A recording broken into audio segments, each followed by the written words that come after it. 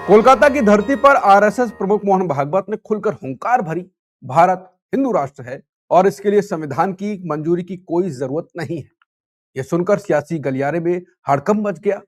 बांग्लादेश में हिंदुओं पर अत्याचार, पश्चिम बंगाल में बढ़ता कट्टरपंथ और घुसपैठ को भागवत ने मुद्दा बताया और कहा, अगर हिंदू एकजुट हो जाएं तो बंगाल के हालात बदलने में देर नहीं लगेगी। लेकिन साथ ही यह भी जोड़ा कि राजनीतिक बदलाव संघ का काम नहीं है, समाज बदलाव का काम है।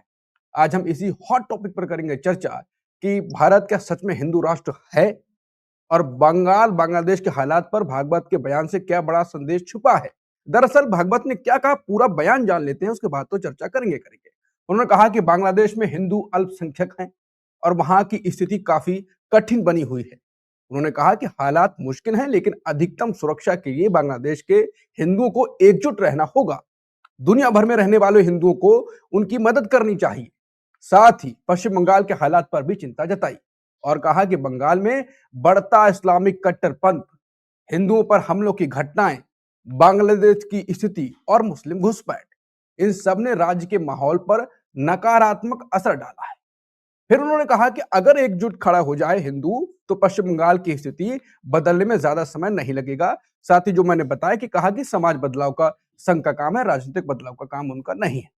तो सवाल सीधा है, ये बयान समाज के लिए है या सियासत के लिए? ये चिंता है या चुनावी संदेश? और क्या बंगाल की राजनीति या बांग्लादेश के हालात से जोड़ी जा रही है? और क्या ऐसे बयान 2026 के बंगाल चुनाव की दिशा बदल पाएंगे? तो चलिए शुरू करते हैं चर्चा और जानते हैं क्या होगा इसका कुछ इंपैक्ट। क्या पश्चिम बंगाल में संघ का मुद्दा चल पाएगा?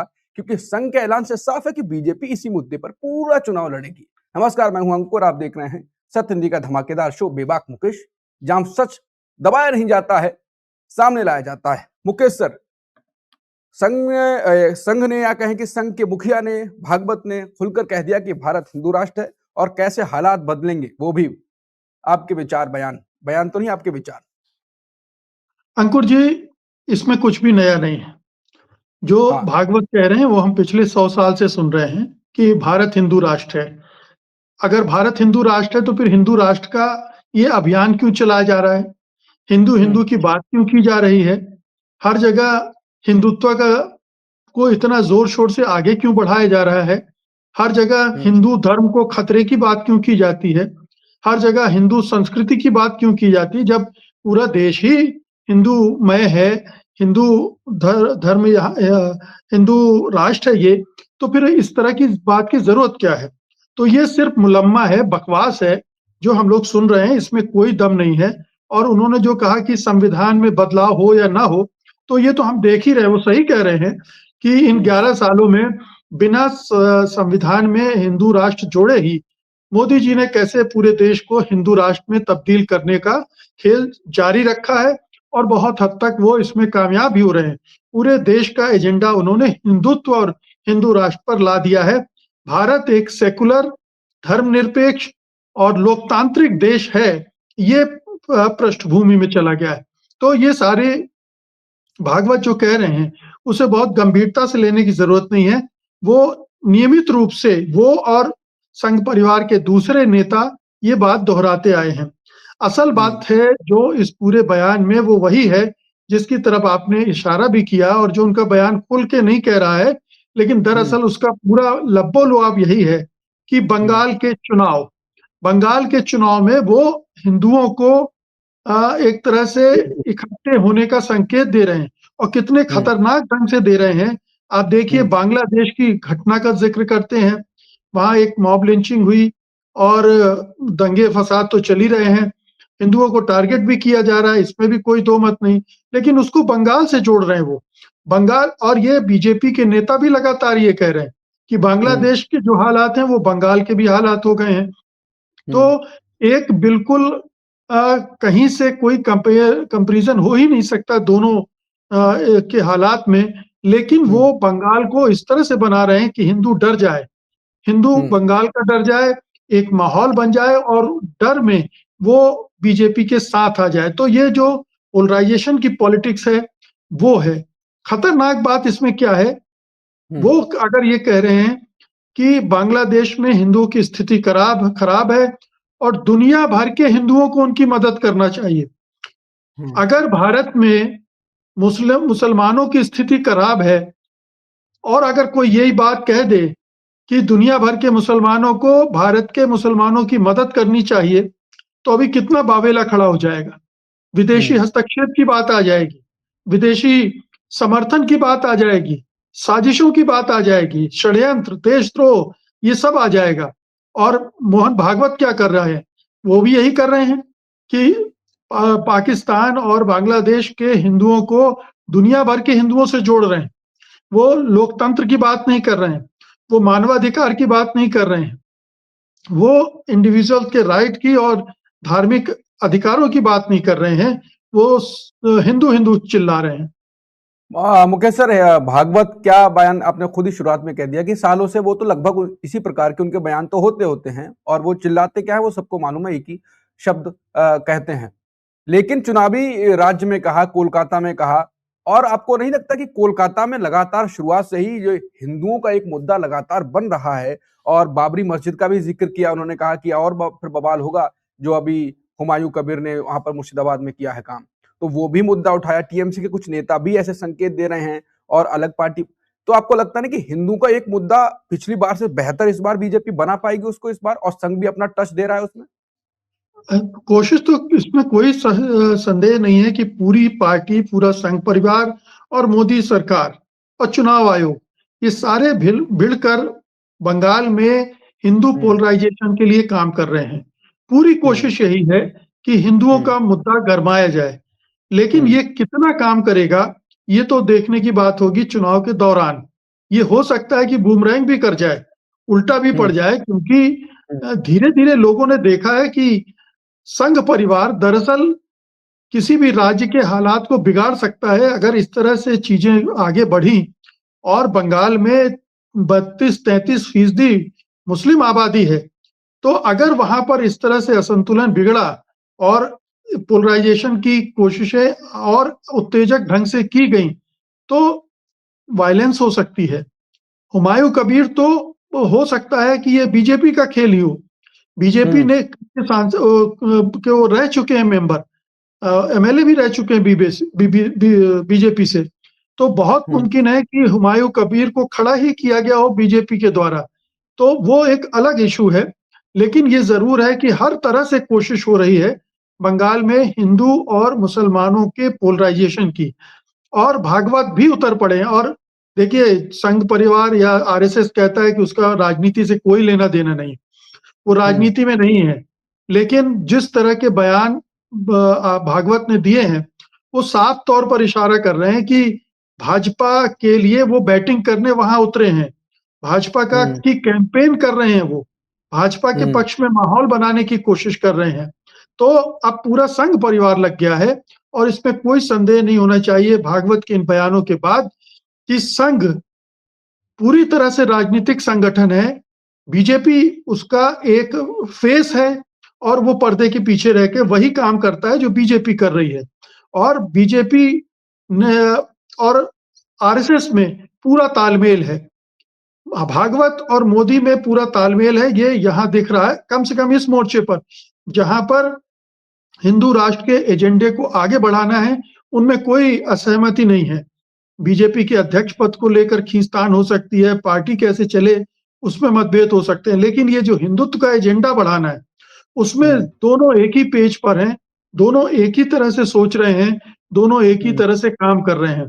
और बंगाल को फतह करना संघ परिवार का एक बड़ा लक्ष्य है, सबसे बड़ा लक्ष्य है आज की तारीख में, क्योंकि बिहार भी आ गया, अब बंगाल रह गया। मुकेश सर, बिल्कुल। लेकिन फिर मैं बंगाल में चुनाव पर, बांग्लादेश में हिंसा हो रही है, गोलियां चल रही हैं, हिंदू युवकों की हत्या भी की गई है, और ये मीडिया में बहुत बड़ा मुद्दा छाया हुआ है। भारत का विदेश मंत्रालय भी बोला है और यूएन भी बोला है, और बाकी शेख हसीना ने खुद बोली हैं, जो पूर्व प्रधानमंत्री हैं भारत में हैं। तो ये एक मुद्दा लगातार चर्चा में तो है, जो बंगाल में नहीं है उसको भी वो चर्चा दिमाग में चल रहा है, और बंगाल में तो चल ही रहा होगा उस पर और ज्यादा तरीके से। तो पहले ये मुद्दा बीजेपी ये काम करती रहती तो हो सकता है नहीं ये मुद्दा उतना काम कर पाता, लेकिन बांग्लादेश की हिंसा बीजेपी को पूरा बारूद दे रही है, और आपको नहीं लगता कि ज्यादा, जो मैं कहना चाह रहा हूं कि आप अंकुर जी ये कह रहे हैं कि बांग्लादेश का बहाना करके बीजेपी बंगाल में अपना एजेंडा आगे बढ़ा रही है। वहां दीपू हाँ, दास की जो मॉब लिंचिंग हुई है, उससे हाँ, उसने एक मुद्दा उठा लिया है और उसको प्रचारित करने में जुट गई है। और एक निश्चित दो रूप मुद्दे अभी से और आएंगे, ऐसे और आएंगे, फिर ये एक बड़ा अ, छोटा मुद्दा नहीं है, क्योंकि अगर बाद में चुनाव पलटा, जो भी हो, कुछ भी हो सकता है, चुनाव आयोग मिलने की बात चलती है, तो फिर ये एक बहुत, बांग्लादेश की हिंसा देखिए बंगाल का चुनाव पूरा पलट भी सकती है, अगर ऐसा, जहां तक मेरा चल रहा है अभी। देखिए देखिए मुझे नहीं लगता है, क्योंकि बांग्लादेश की हिंसा अभी कितनी आगे बढ़ेगी कहना मुश्किल है। पहली हाँ। बात, दूसरी बात ये है कि भारत में 11 साल में 200 मॉब लिंचिंग हुई है। ये हम्म, एनसीआरबी का डाटा कहता है 189 के हम्म, आसपास मॉब लिंचिंग हुई है। बांग्लादेश में पहली मॉब लिंचिंग हुई है और हम्म, इसके पहले आक्रमण हुए हैं, हत्याएं भी हुई हैं, उनकी हाँ, प्रॉपर्टीज भी पर भी हमले हुए हैं, मंदिरों पर भी हमले हुए हैं। तो भारत में उससे ज्यादा हुए हैं। आज ही छत्तीसगढ़ में एक चर्च में हमले हुए हैं, वहाँ हम्म। चर्च में तोड़फोड़ की है। तो ये केरल तो में एक छत्तीसगढ़ के आदिवासी को वहां पर ये कह के मार दिया गया, लॉम लिंचिंग कर दी गई कि तू बांग्लादेशी है क्या, और वो काम के लिए गए थे, छत्तीसगढ़ के थे। हम्म, बिल्कुल।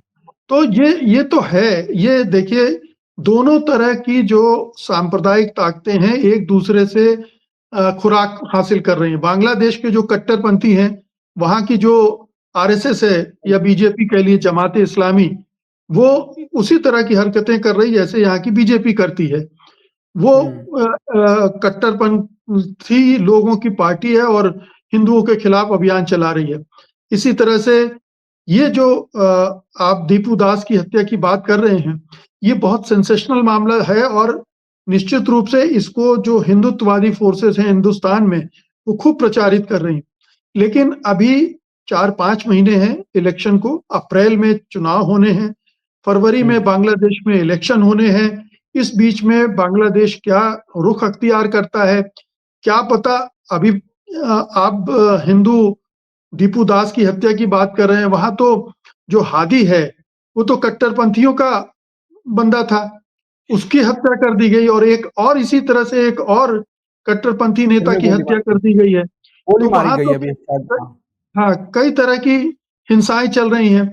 वो जो मुसलमानों के बीच भी बड़ी हिंसा चल रही है। अवामी लीग के जो कार्यकर्ता हैं, नेता हैं, वो मुस्लिम हैं, उनको भी मारा जा रहा है। तो एक दूसरे तरह का माहौल है बांग्लादेश में और उसको सिलेक्टिवली बीजेपी संघ परिवार इस्तेमाल करने की कोशिश कर रहा है। एक हम्म, राजनीतिक चुनौती तृणमूल कांग्रेस के पास है, कम्युनिस्ट बिल्कुल। पार्टीज के सामने है और कांग्रेस के सामने भी है कि वो इस राजनीतिक चुनौती से कैसे लड़ते हैं। और मुझे हम्म, लगता है एक भयानक हिंसा का दौर पूरे उपमहाद्वीप में आकार ले रहा है। ये केवल बांग्लादेश की बात नहीं है, पाकिस्तान की बात नहीं है, हिंदुस्तान भी हम्म, उसी राह पर है। हिंदुस्तान में भी वही कुछ हो रहा है और ये पूरा उपमहाद्वीप, मुझे लगता है 1947 के पहले वाले जो अविभाजित भारत था, जिसको अखंड भारत कह सकते हो आप, उसके जैसी स्थिति बन रही है। वहाँ यहाँ भी वही हाल हो रहा है और ये कहाँ ले जाएगा पता नहीं, लेकिन भागवत के बयान को अगर आप देखें, तो वो विशुद्ध राजनीतिक बयान है, चुनावी हम्म, बयान है, चुनावी प्रचार के लिए बयान दिया गया है, बीजेपी की मदद के लिए बयान दिया गया है, टीएमसी हम्म, को हिंदू विरोधी दिखाने के लिए बयान दिया गया है, ममता हम्म। बनर्जी को हिंदू विरोधी दिखाने के लिए बयान दिया गया है। ये सारे इसके मतलब बिल्कुल साफ हैं, कहीं कोई कन्फ्यूजन नहीं है। बिल्कुल, तो ये तो जो मुकेश जी ने कहा कि भागवत बीजेपी के लिए, मोदी के लिए खुल के बैटिंग कर रहे हैं, कैंपेन कर रहे हैं, और साथ में एक जो पुट दे रहे हैं साथ में कि हम तो समाज बदलाव का काम करते हैं और कोई हमारा राजनीतिक बदलाव की बात नहीं हो रही है। लेकिन इसका इम्पैक्ट आदमी के दिमाग पर क्या पड़ता है, खासकर हिंदू समाज पर, वो भी देखा जाए, क्योंकि भागवत का चुनाव में उतरना और इस प्रकार से अभी तो शुरुआत हुई है। अब देखते हैं किस प्रकार से कैंपेन आगे बढ़ता है आरएसएस का, बीजेपी का तो बढ़ ही रहा होगा, और जमीनी स्तर पर क्या खेल हो रहा होगा वो भी धीरे धीरे और खुलेगा। हुमायूं कबीर का जिक्र तो होता रहता है, कितने हुमायूं कबीर नीचे बसा रखे हैं बीजेपी ने, अगर वो बीजेपी के साथ हैं तो वो भी देखते हैं कि टीएमसी को कौन सेंध लगाएगा। जो भी होगा बंगाल में हम आपके सामने लेके आते रहेंगे। तब तक के लिए नमस्कार। लेकिन हाँ, अगर आपने सत्य हिंदी का ऐप डाउनलोड नहीं किया है तो फिर बोलना पड़ रहा है कि आप डाउनलोड कर लीजिए और सत्य हिंदी को यूट्यूब पर भी सब्सक्राइब कर लीजिए। लेकिन मुख्य बात ऐप है, क्यों ऐप है वो बाद में बताई जाएगी। नमस्कार।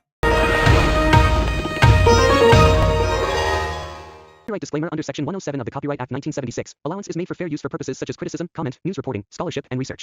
Fair use is a use permitted by copyright statute that might otherwise be infringing.